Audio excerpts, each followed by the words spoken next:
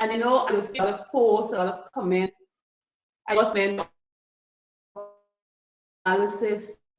It's really showing what was given under the coalition government to workers and what we're benefiting from.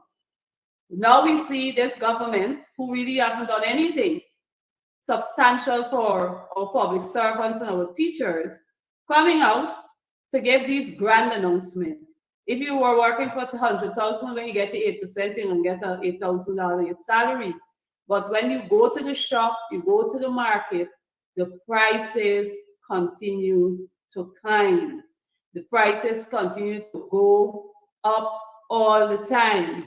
You go to the market, cheese gone up, milk gone up, basic things, rice, sugar, oil, these basic commodities. Now we're in a rich nation, and this is what is being given to us. I saw in the news also someone saying that the government, oh, it was Jack Leo, because I know he always has something to say about collective bargaining to the union and its affiliation to the coalition. Absolute nonsense. Workers' interests ought to be looked at. We should not be marginalized because of our political affiliation when it comes to that. You have to go to collective bargaining with the unions to ensure all the workers benefit. I recall one of my colleagues saying, she heard all these things about degrees. So what happened to the assistant masters and mistresses who may not have a degree? What is it that they're given? These are things that would have been addressed if they are properly engaged or engage the union in dialogue to have this thing resolved properly. So what I call it a distraction. Announcement, or you saw the announcement. Guyana currently is with a challenge. So I was to focus. We have to focus Venezuela, Guyana controversy of the National Assembly. We saw the joint statement with the coalition of the opposition and the government and all of that. And then what? After that, you have not seen much more being done in public to educate what is happening. It is basically a stage now, you're not hearing much about the issue. Every now and again, something is coming out. When you follow Venezuelan news, you see what is happening. During the extraordinary sitting, our comrade leader said to them, we have to put our nation first, halt issuing documents to Venezuelans, and put in place a proper register and a system to evaluate each applicant, screen and monitor their activities. It will be naive of us to believe that Venezuela will not send its agent into Guyana. Well, on point that our leader would have made in the National Assembly, we see that there's been an influx, a constant rise, a steady rise of Venezuelans all across this country. Up to yesterday, I went to some stores and I recognized the workers there in these stores are Venezuelans. Guyanese need to focus on this. Imagine a fellow Guyanese. I know that we are in troubling times or people are worried. Nothing to say about what is happening with the issue, even if it's one sentence. Are they learning? Are they, the government, paying attention to what is happening in Venezuela and how they have daily and repeatedly during the day spoken about this particular issue to the people of Venezuela? Why is it that we're not seeing this or engaging regularly with information and talking about this issue? One time talk don't work. We have several questions to ask. Why did Javier give with the idea of giving Venezuela a channel on the 23rd of October 2015? The question is, why?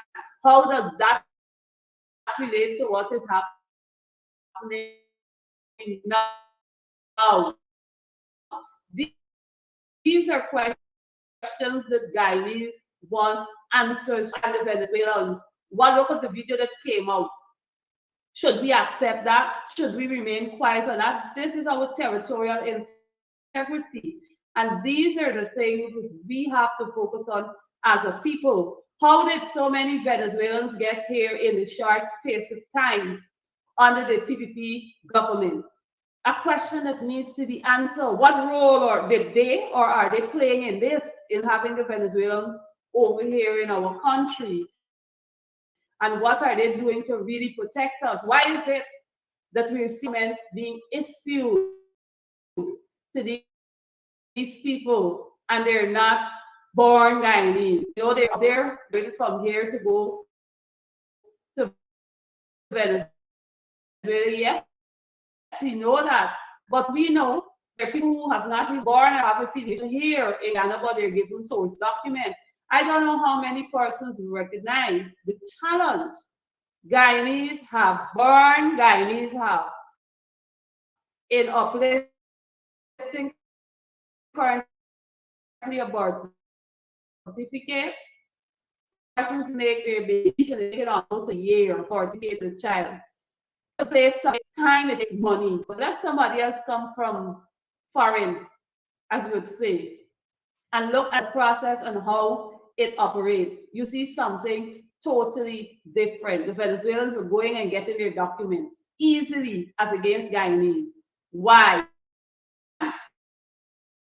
These are questions we need answers for. So when we come with all these distractions, it still remains territorial integrity that does not really care about what they're doing and are focusing different. We've listened to every presentation done in the parliament, and many of them on the government side have caused us to ask other questions if we're really serious about protecting our territorial integrity. So Guyanese, I want to encourage all of us, be informed, be reading, follow what is happening. I'm monitoring this particular issue both locally and internationally to see what is being said, because remember, locally we are not getting much information. So we all have a responsibility to get the information out there. It is not an issue that we should just lay back and allow to slide under the carpet.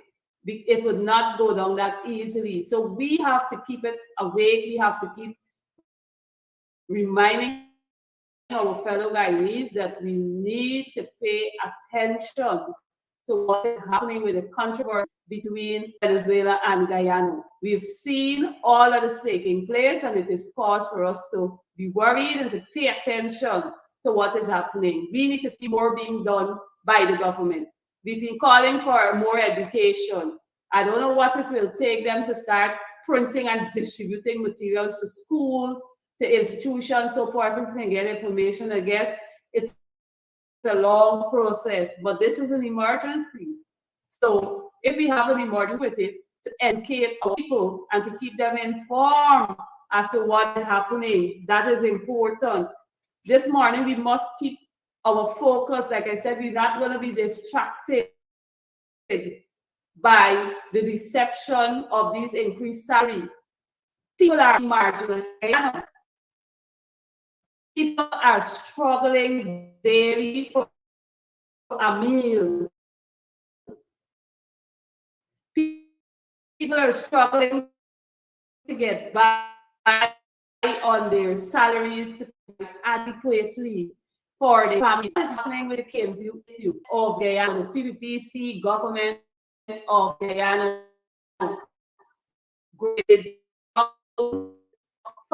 Families, 20 children homeless, still struggling to survive. They're numb. You're not hearing them, you're not seeing them, they're not saying anything. What is happening to the people at Hillfoot? Degrading was by the state resources, the police, to see families for children left homeless. These are issues that we have to address. The Ilford people still await the promised land. All the meetings that were held with these people, with Lands and Survey, Ministry of Housing, and all of that. Not one of these individuals up to now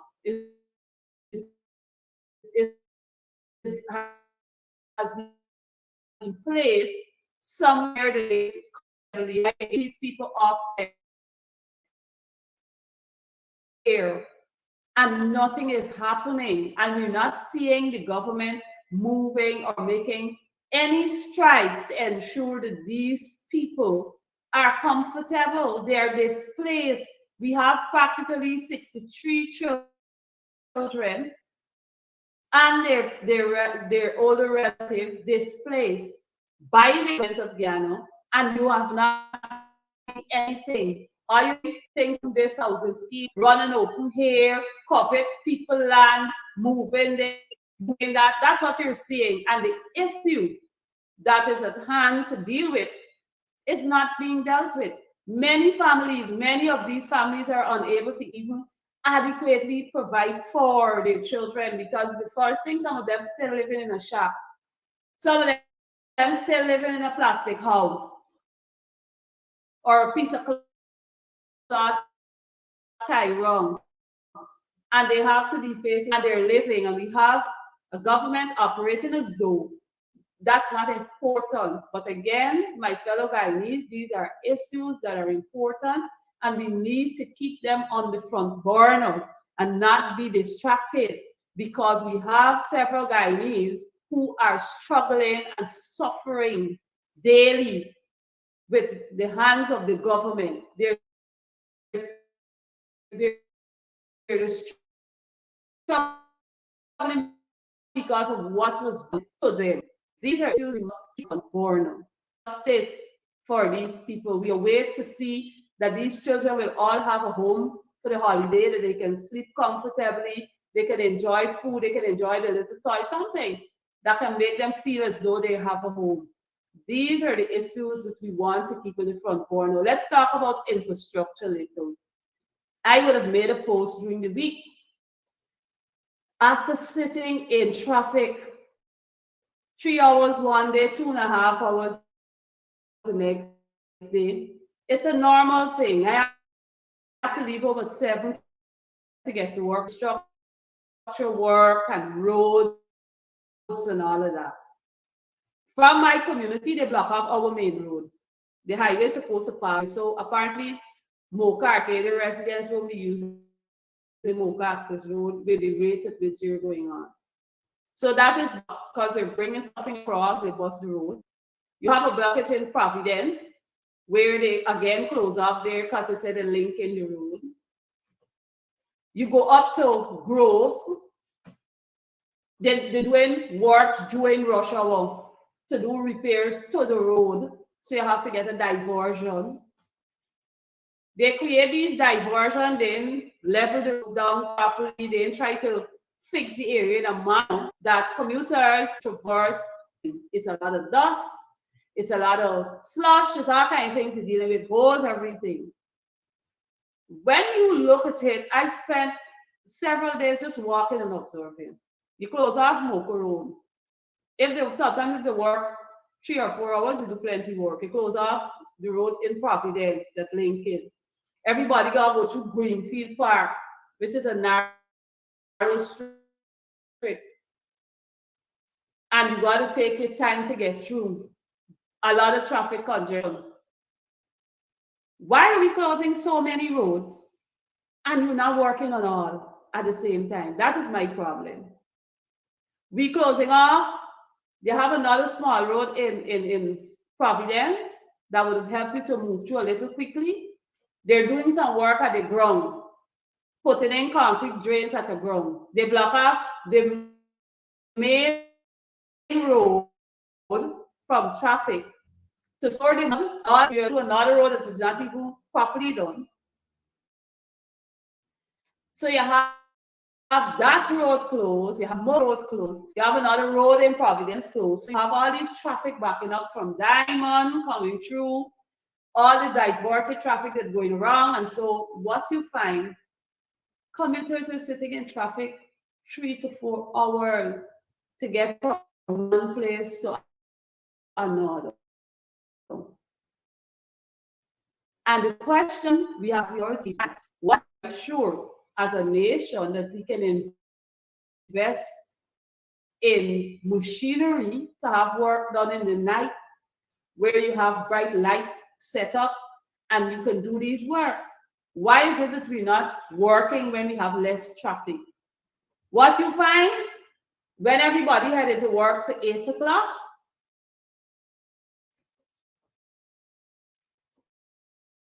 all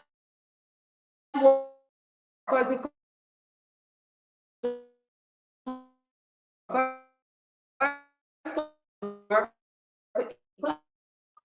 and they're starting work at 8 o'clock.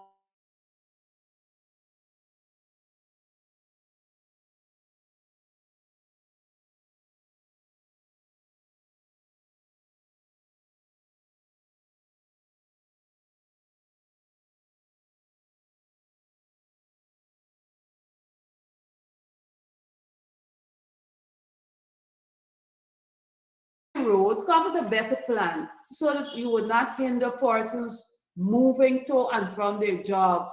I worry every day about the children who come down from Linden with the big buses. And you hear they're leaving, they starting pick up at 4:30 and they coming down. When you come down the traffic bank, and then they get to school, it'll be right. And the same thing to get back home in the afternoon. You find that a whole lot of hours. You're having the children frustrated. You're having the children getting tired, sitting 3, 4 hours in a minibus trying to get to school because there is no structural work to be done so that people can traverse comfortably in the area. So again, I call on the Ministry of Public Works to do better planning in the execution of these works. Y'all need to do better planning. You got to plan if you got to change the work hours for workers. You got to invest in machinery that they can work late in the evening or early in the morning, but you have adequate lighting where you have less traffic. And so persons can get about their day's activity without. I was amazed that we sat in 1 hour 20 minutes between DDL at Diamond to Diamond Head the other afternoon. So these are things that have to be looked at. If we do not do that, then we have issues. We have to pay the workers properly. We're willing to pay the foreign workers what they ask for, but we're not willing to pay the labor force in Guyana the monies that the workers ask for. So these are things that must be looked at, and I would hope that we will see some form of improvement. Or you're not going to do all these roads to close off one time. Just don't close off all the roads at the same time. We see the pattern. When they close off a road, it might take 3, 4 months to 1 year to complete that piece. So you're struggling for all them months or a whole year trying to navigate the traffic on the East Bank. These are things that we have to look at and observe traffic. These are things we have to look at. Secondly, they're not paying attention to our drainage. A lot of people will be crying because they're not paying attention to the drainage that they're blocking and encroaching the space, making it smaller and all of that. But we got excessive rainfall, we will see the result of that. Then they're probably going to come up with a plan that they gotta get emergency monies to get the water off the land that they create, the problem that they create. These distracted by the big announcements of salary. Public servants are struggling daily daily to get by, that these increases will make no impact. I love to do my maths, so I will do a session one day to show you what is it that they're really having. Nothing substantial to speak about. Every time you go to the market or the supermarket or anyway, you see what is happening. Today, I must pause to congratulate our young people and all those who are graduates at the University of Guyana. I know there's another session today. I must say special congratulations to my colleague MP, Maureen Philadelphia. She would graduate today with her master's. I must say congratulations in electrical engineering. He will have graduated during the week. And to all the others, 3,500 graduates, I think it is that they've stated. I must say congratulations to you all. I trust that you will be well paid with your new qualifications, even as you step out to work. And I know that we have other students at university aspire to do well. Graduation is always a special time, you have a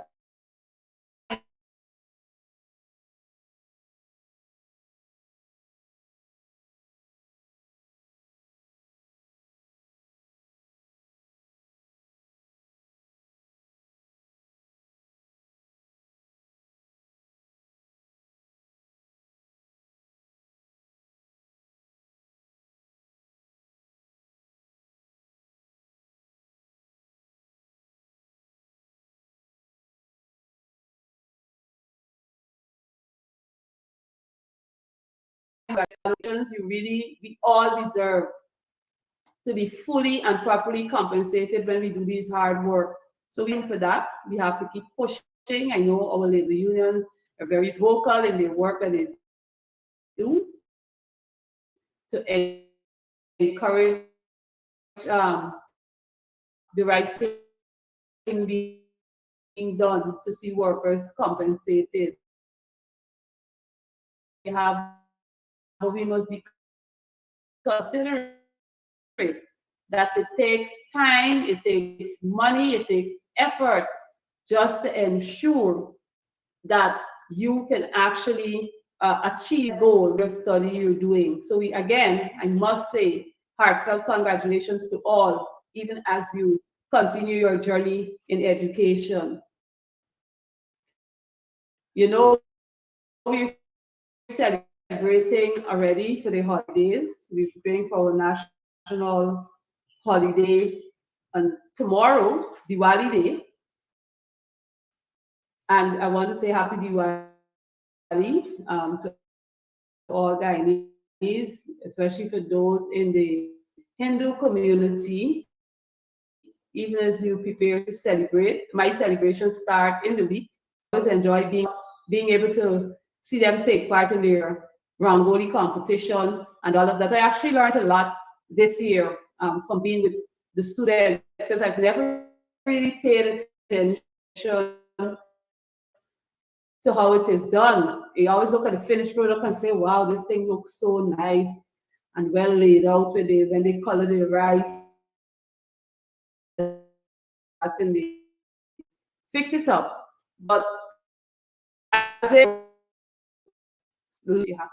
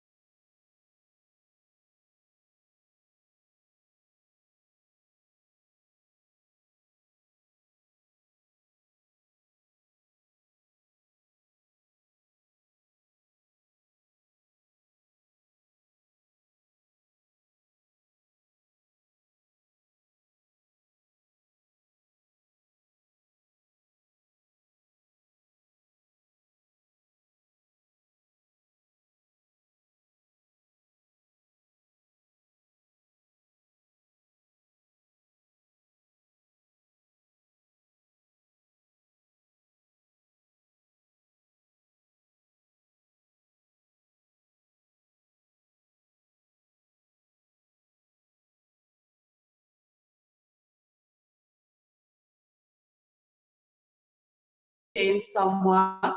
You don't see as much deers out. You see a lot of fairy lights, but there are few persons who maintain the tradition of using the deers. You see all the step, the walkway, and so forth. These are things that we enjoy as a Guyanese people. Our diversity in culture is very rich, and we should be privileged to cherish that opportunity and to share it with others where we go. So happy Diwali to all. In closing, let me remind you, as the quote says, distraction is the one thing that makes us forget about our woes. Yet, it is also the source of our woes. I'm not telling you the source of our woes, but again, it says distraction is the one thing that makes us forget about our woes. Yet, it is also the source. And so I trust that you will have an enjoyable weekend, rest of the weekend, and do enjoy your holiday. God bless you, and thank you all for tuning in. Goodbye.